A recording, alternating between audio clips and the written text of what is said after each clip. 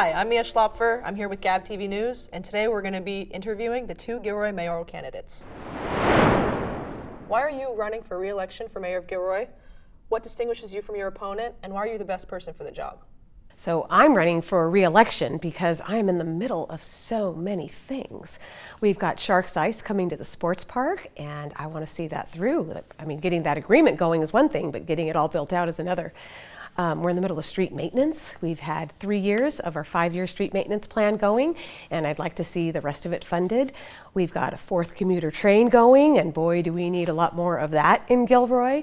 Lots of businesses opening.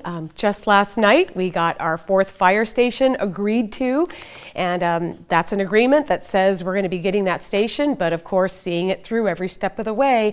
Like I like to say, if you want to get things done, you have to have a champion. You have to be the champion of the thing you're doing. What sets me apart is my experience. I'm a CPA, so my background is one that brings financial oversight, fiscal oversight to the city. But aside from that, I have now been a public servant. This is my 7th year. I was on the city council first, then elected to mayor in 2020. I was a planning commissioner for 2 terms in the 1990s. So it takes a lot of learning to get up to speed with how government works. It is not like private business, and how to get your city staff together and how the council works together, and that takes experience, and I'm ready, and I'd like to see one more term through because this first one was cut short by COVID for me. Why are you running to be the mayor of Gilroy? What distinguishes you from your opponent? And why are you the best person for the job? Yeah, I'm running for the mayor of Gilroy because I want Gilroy to live up to its full potential. I don't believe that it is right now. What distinguishes me from my opponent is I have a different vision for Gilroy. Right? I believe that for Gilroy to live up to its full potential, that we have some serious problems we have to fix first.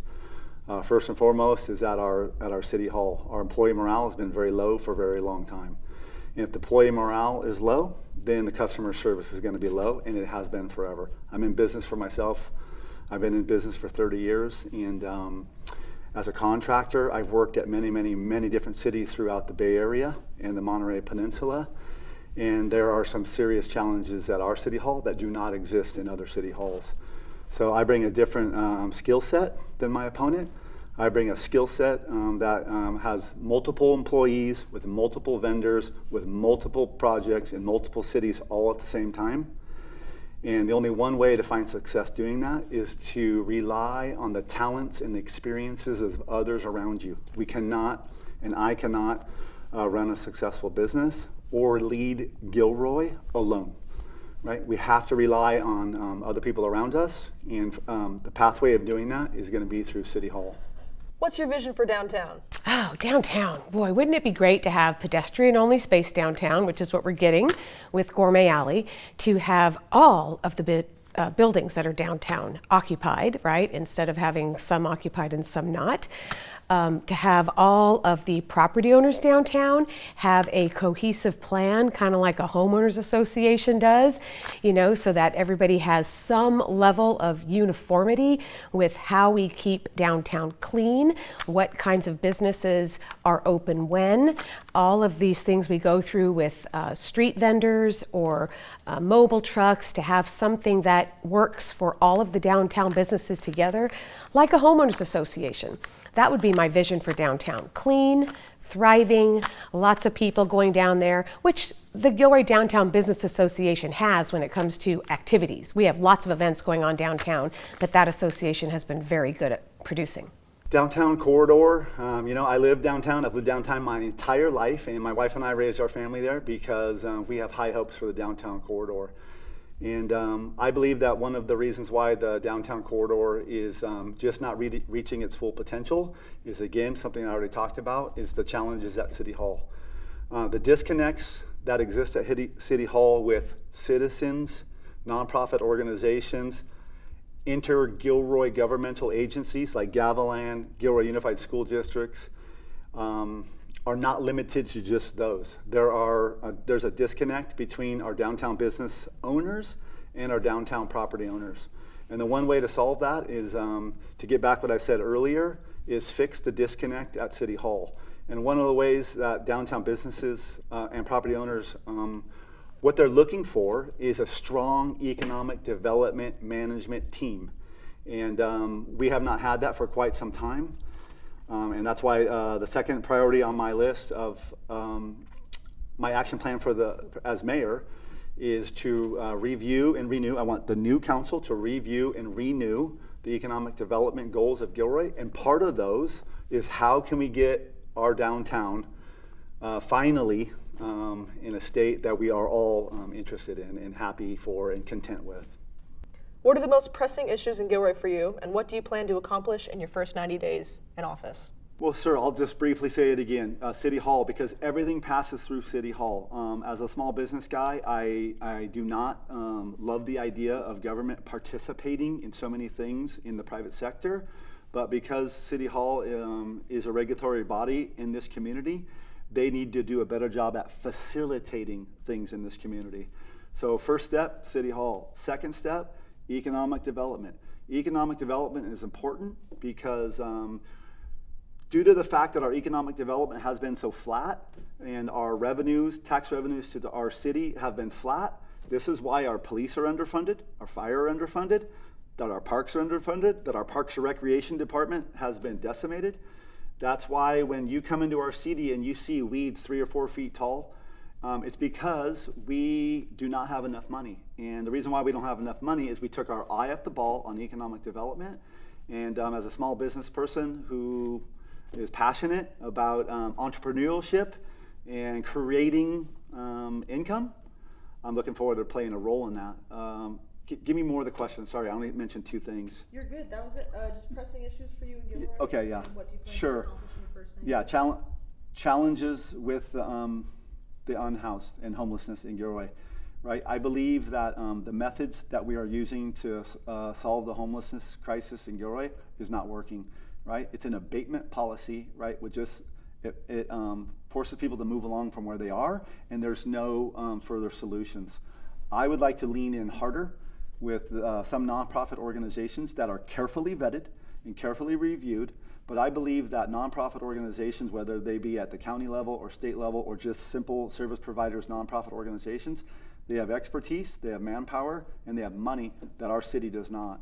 Yeah. And again, they need to be carefully vetted. They need to be carefully vetted.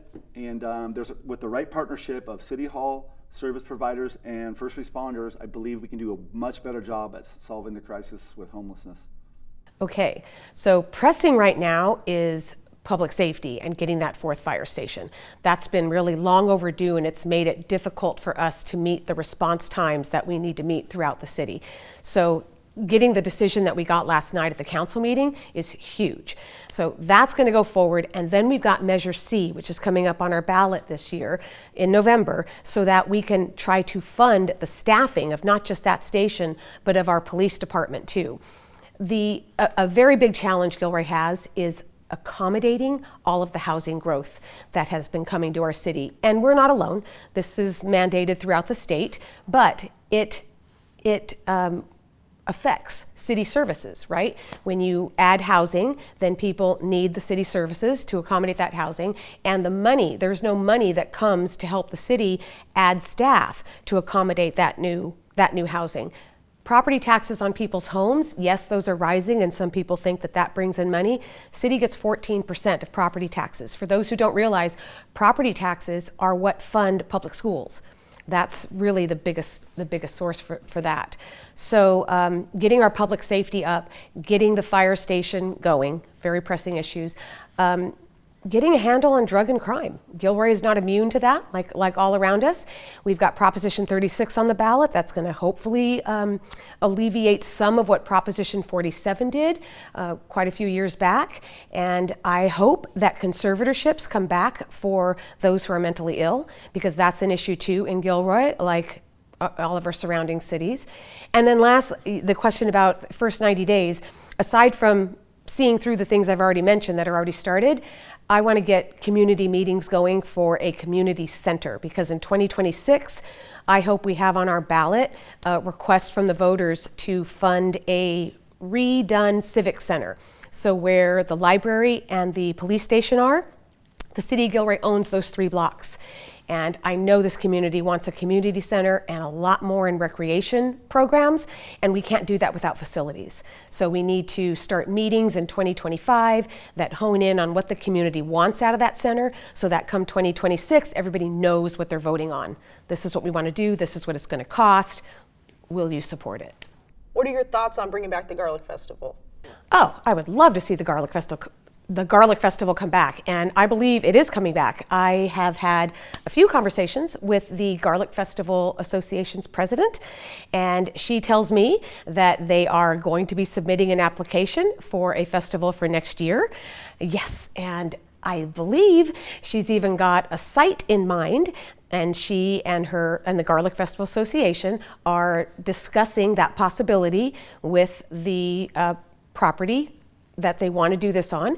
From the City of Gilroy standpoint, there's nothing for the city to do until we receive an application from them. Once we get that application, we can start looking at, okay, how are we going to help make this happen, just like we always have. You know, I've been involved with the Garlic Festival my whole life. I know a lot of people in Gilroy have, but I served as the president in 2010, and I'm very proud of that tenure because I took over as Garlic Festival when we had a string of financial challenges, and we put together a team of people who had more of a small business background experience, and we changed the net income that year significantly by $250,000.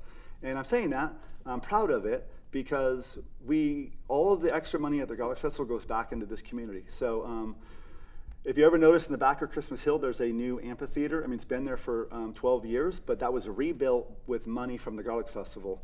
It was a private partnership between the Garlic Festival Association and Christopher Ranch, and it was a $600,000 improvement to the City of Gilroy Parks without $1 of taxes from this community, right? So what is my plan to bring it back? I've been involved forever. I was on the board of directors for the past few years as we were trying to bring it back, right? I feel very, very comfortable that I can work with the current board of directors of the Garlic Festival Association.